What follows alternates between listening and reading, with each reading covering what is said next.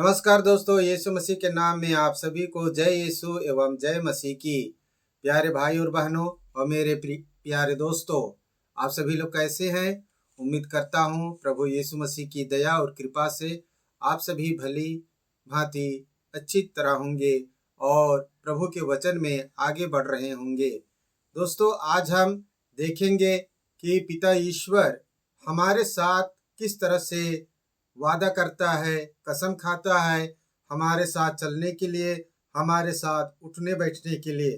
दोस्तों, पवित्र वचन या पवित्र बाइबल हमें बताता है कि पिता ईश्वर ने हमारे धार्मिक पिता इब्राहिम के साथ भी वादा किया था और उसके पुत्र इसहाक के साथ भी उन्होंने वादा किया कि मैं तुम्हें आशीषित करूंगा और ये जो तुम राज्य देख रहे हो, ये जो तुम धरती देख रहे हो, ये सब चीज को मैं तुम्हारे अधिकार में दूंगा या तुम्हारे हवाले कर दूंगा। दोस्तों, उसी प्रकार पिता ईश्वर इब्राहिम के पोते याकूब के साथ भी वही वचन बांधता है, ऐसा वादा करता है जैसा आज के दिन में प्रभु यीशु मसीह हम सभी के साथ भी वादा करते हैं कि यदि हम पिता ईश्वर के बताए अनुसार जीते हैं, चलते हैं, व्यवहार करते हैं, उठते बैठते हैं, तो पिता ईश्वर आज हमारे साथ भी वादा करता है कि वो हमें कभी नहीं छोड़ेगा, वो हर हमेशा हमारे साथ रहेगा। तो दोस्तों, आइए हम लोग तो देखें कि पिता ईश्वर हमारे साथ किस तरह से वादा करता है। तो दोस्तों, उत्पत्ति ग्रंथ अध्याय 28 में हम याकूब के स्वप्न के बारे में पढ़ते हैं। वहां इस प्रकार से लिखा है, याकूब ने बेर्शेबा छोड़कर हारान के लिए प्रस्थान किया। दोस्तों, यहाँ पर याकूब अपने पिता इसहाक के घर से भाग रहा है क्योंकि उसने अपने बड़े भाई को और अपने पिताजी को दोनों को धोखा दिया और जो बड़े बेटे को जो आशीष मिलने वाला था इसहाक के द्वारा, उसे याकूब ने ले लिया और अब अपनी माँ रेबेका के कहने के कारण वह डर के मारे अपने मामा के यहाँ भाग रहा है और वो इस समय बेर्शेबा छोड़कर हारान के लिए प्रस्थान किया है। वह किसी तीर्थ स्थान जा पहुंचा और वहां रात भर ठहर गया। दोस्तों, उस समय भी तीर्थ स्थान हुआ करता था, मंदिर हुआ करता था या कोई पूजा स्थान हुआ करता था। याकूब भी चलते चलते वहीं पर पहुंच जाता है और रात भर के लिए वहीं ठहर जाता है क्योंकि सूर्य अस्त हो गया था। दोस्तों, जैसे कि लंबी सफर करने पर शरीर थक जाता है। पहले तो घोड़ा गाड़ी भी नहीं था, साइकिल, मोटरसाइकिल, हवाई जहाज कुछ भी नहीं था, तो लोग पैदल ही जाते थे। इसलिए याकूब भी थक जाता है और सूर्यास्त भी हो गया है, शाम हो गया है। उसने वहां पड़े हुए पत्थरों में से एक को उठा लिया और उसे तकिया बनाकर वहां सो गया। याकूब एक तीर्थ स्थान पहुंच गया है, थका मांदा भी है, इसलिए वह किसी पेड़ के नीचे या किसी छायादार मंच के नीचे में गया और वहां पर एक पत्थर पड़ा था, उस पत्थर को उठा लेता है और उसे तकिया बनाता है, सिरहाना बना लेता है और वह वहां पर क्या करता है, सो जाता है।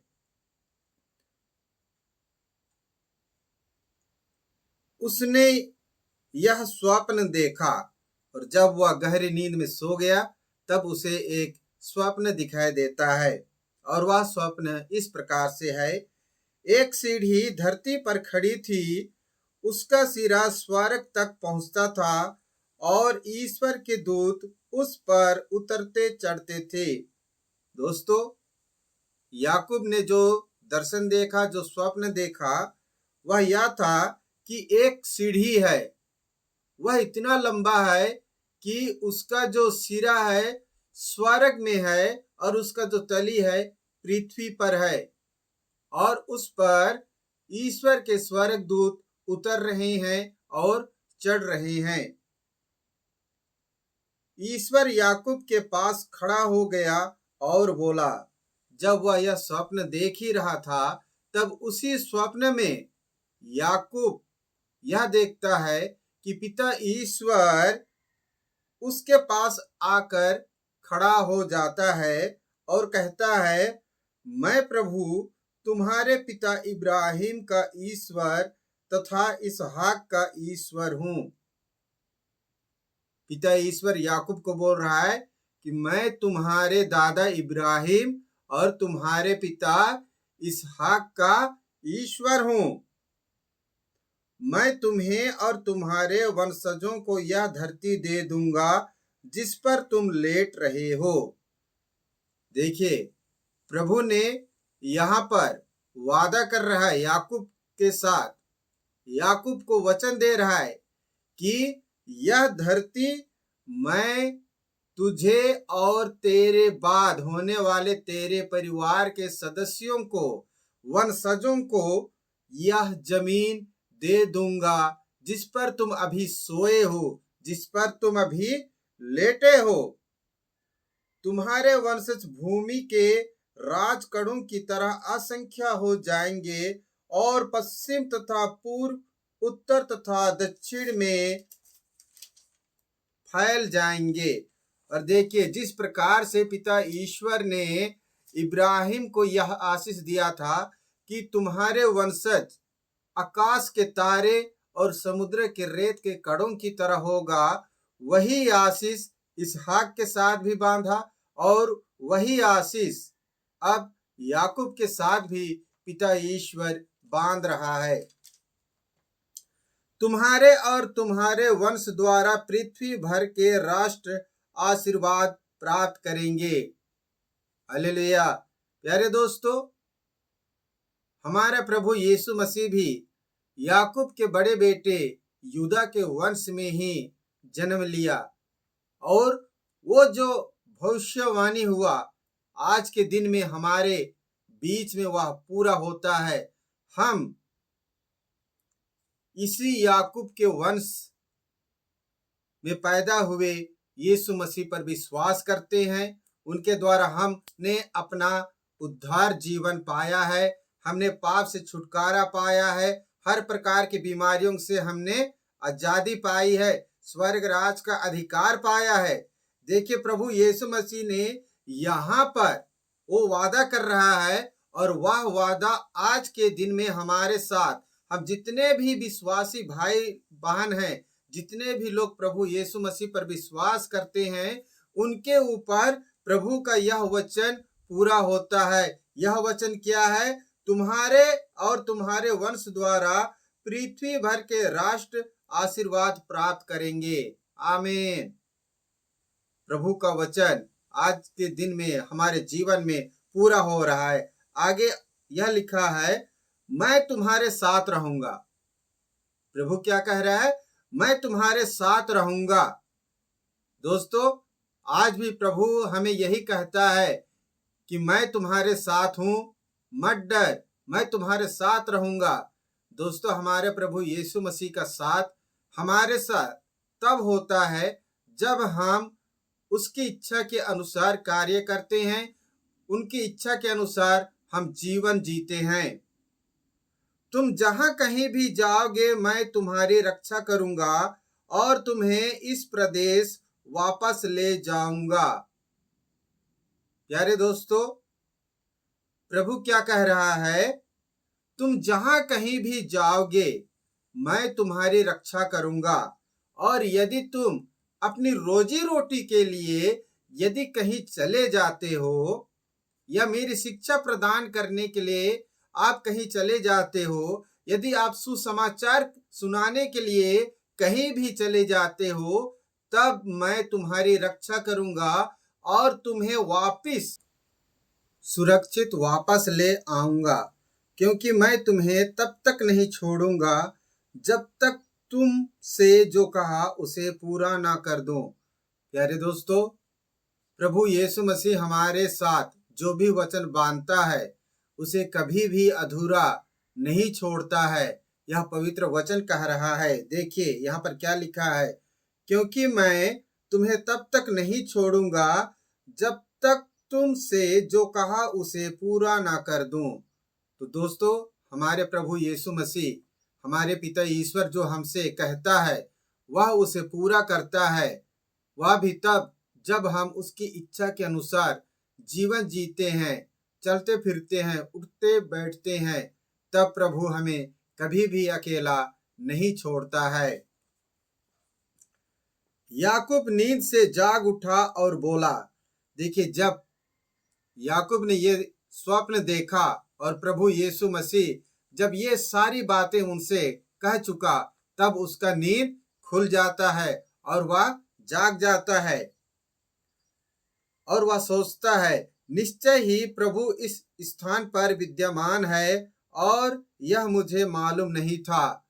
तब याकूब अपने मन में यह सोचता है कि निश्चय ही यह जो जगह है, यह पवित्र जगह है जिसके बारे में मैं नहीं जानता था, और यह पवित्र जगह पिता ईश्वर की उपस्थिति है। इस जगह पर, इस जमीन पर जहां मैं लेटा हूं, यहाँ पर पिता ईश्वर की उपस्थिति है। वह भयभीत हो गया और बोला। जब वह इस तरह से मन में सोचा, तब डर गया और घबराने लगा। जैसे कि हम लोग भी नींद में जब डरावनी सपने देखते हैं, तब हम लोग भी डरते हैं, घबराते हैं। वैसा ही याकूब भी यहाँ पर डर गया है, भयभीत हो गया है, और वो कह रहा है, यह स्थान कितना श्रद्धाजनक, यह तो ईश्वर का निवास है, यह स्वर्ग का द्वार है। और वो क्या सोच रहा है, यह जगह कितना पवित्र जगह है, कितना पूज्य जगह है, यहाँ ईश्वर का निवास है। साथ ही साथ क्या सो बोल रहा है कि यह स्वर्ग का द्वार है। दोस्तों, जो सीढ़ी याकूब ने स्वप्न में देखा था, वास्तव में वो सीढ़ी प्रभु यीशु मसीह ही है, क्योंकि याकूब के बड़े बेटे यूदा के वंश में हमारे प्रभु यीशु मसीह का जन्म हुआ। जो सीढ़ी है इस पृथ्वी से स्वर्ग में जाने का मार्ग, वही सीढ़ी है, यीशु मसीह ही है। और यीशु मसीह के बिना कोई भी स्वर्ग में अर्थात पिता ईश्वर के पास कोई नहीं जा सकता।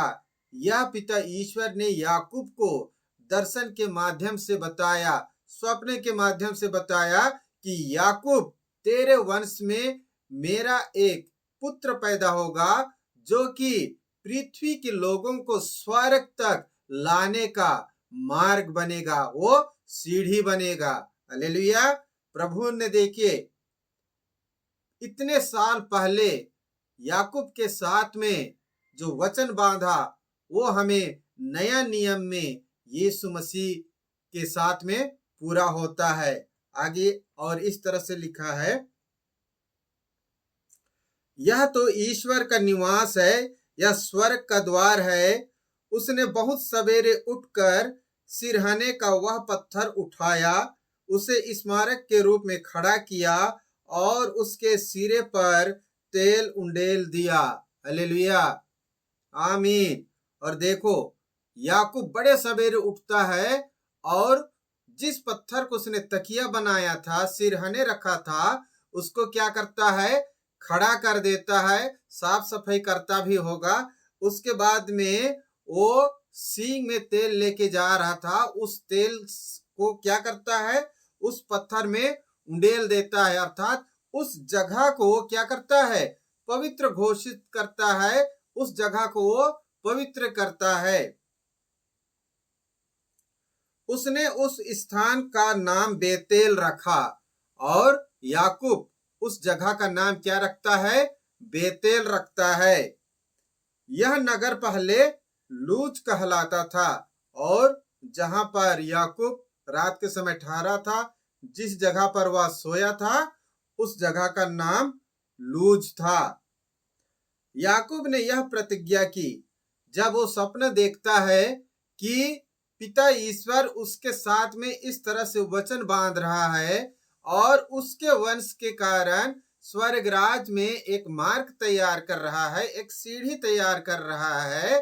तो याकूब भी पिता ईश्वर के साथ में एक वचन बांध रहा है, एक वादा कर रहा है, कसम खा रहा है। तो दोस्तों आइए हम लोग देखते हैं वो क्या कसम खा रहा है। यदि ईश्वर मेरे साथ रहेगा और मेरी इस यात्रा में मेरी रक्षा करेगा, यदि वह मुझे खाने के लिए भोजन और पहनने के लिए कपड़े देगा, और यदि मैं सकुशल अपने पिता के घर लौटूंगा, तो प्रभु ही मेरा ईश्वर होगा। हालेलुया। अब देखो, याकूब अपने पिताजी और अपने बड़े भाई एसाव को धोखा देकर अपने मामा नातान के यहाँ जा रहा है, लेकिन कारण थकावट के कारण एक जगह सो गया है और वह प्रभु के साथ में वार्तालाप करता है। प्रभु यीशु मसीह का जो वचन है उसको सुनता है, जो पिता ईश्वर के रूप में उसे बता रहा है। तब याकूब भी उसके साथ में एक वचन बांध रहा है और कह रहा है कि यदि ईश्वर मेरे साथ रहेगा, क्योंकि उनका जो मामा का घर था वो काफी दूर था और अपने बड़े भाई के कारण उसको जान की खतरा था, है ना। इसलिए वो क्या बोल रहा है कि यदि ईश्वर मेरे साथ रहेगा और यह मेरा यात्रा सफल रहेगा और प्रभु मुझे इस रास्ते में खाने के लिए भोजन देगा और पहनने के लिए कपड़ा देगा, और जब मैं अपने मामा के यहाँ से वापस लौटना चाहूंगा, तब प्रभु मुझे सकुशल अपने पिता इसहाक के घर में ले आएगा, तब तू ही मेरा ईश्वर होगा। पिता ईश्वर से ये क्या कह रहा है?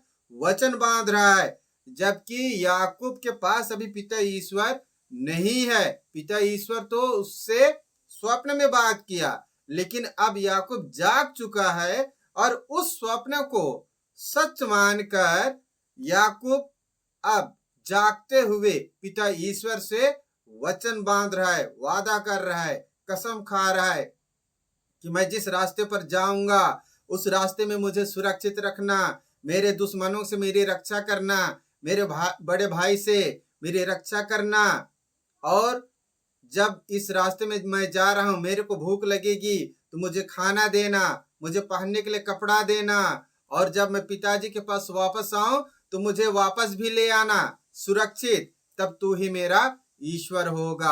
हालेलुया।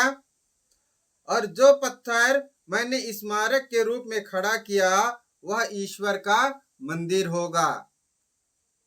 हालेलुया।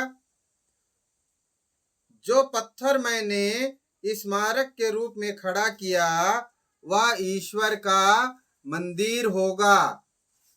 प्यारे दोस्तों, आप लोग कहते हैं कि गिरजाघर में जोसेफ का मूर्ति क्यों है, मरियम का मूर्ति क्यों है, ये संत लोगों का मूर्ति क्यों है, फ्रांसिस का मूर्ति क्यों है, दूत लोगों का मूर्ति क्यों है। अब यहाँ पर याकूब देखिए क्या बोल रहा है, जो पत्थर मैंने स्मारक के रूप में खड़ा किया वह ईश्वर का मंदिर होगा।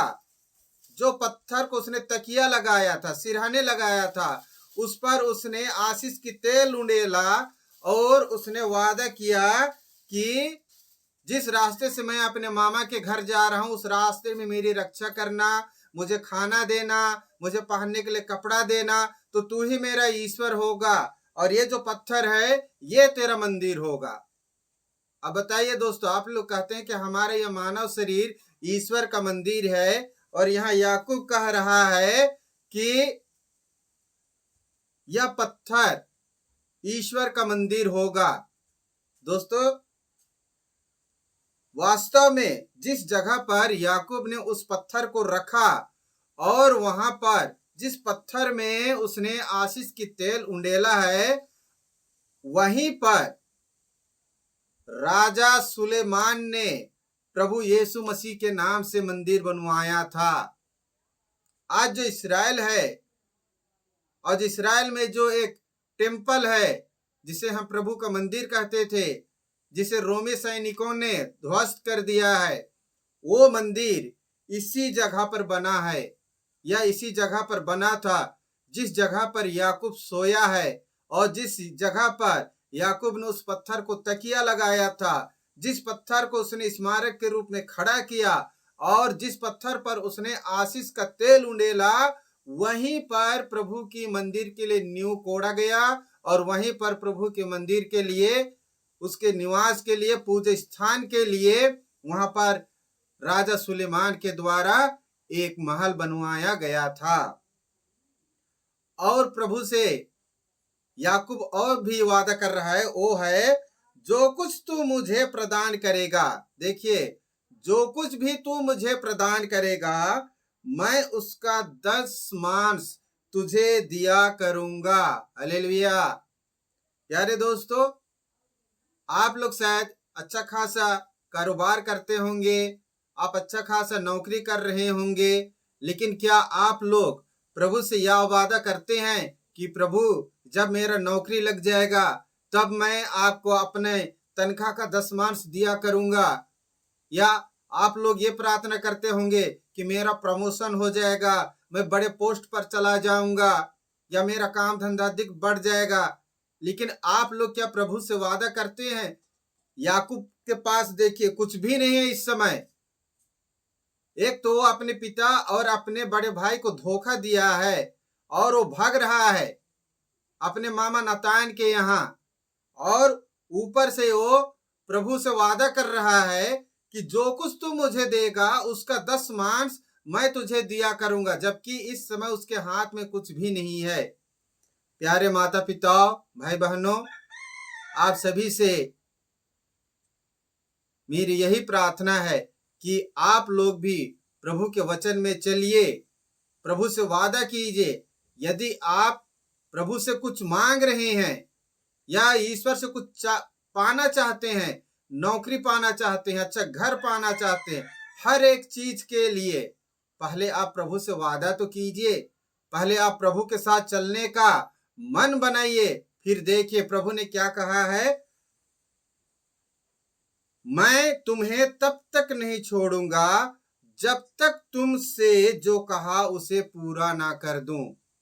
प्रभु यहाँ पर केवल याकूब के लिए नहीं, परंतु आप सभी विश्वासी भाई बहनों के लिए यही कहता है, मैं तुम्हें तब तक नहीं छोड़ूंगा जब तक मैंने जो कहा उसे पूरा ना कर दूं। दोस्तों, आप सभी से मेरी यही प्रार्थना है, यही निवेदन है कि आप लोग बाइबल पढ़िए, प्रभु के वचन को समझने की कोशिश कीजिए, और उसके अनुसार अपना जीवन यापन कीजिए। तो दोस्तों, आज के लिए हम प्रभु के वचन को यहीं समाप्त करते हैं। दोस्तों, यदि यह वचन आप लोगों को अच्छी लगी है तो मेरे चैनल को लाइक कीजिए, शेयर कीजिए, और सब्सक्राइब करना बिल्कुल भी मत भूलिए, क्योंकि उससे हमें उत्साह मिलता है। धन्यवाद। प्रभु यीशु मसीह आप सभी को आशीष प्रदान करे। आमीन।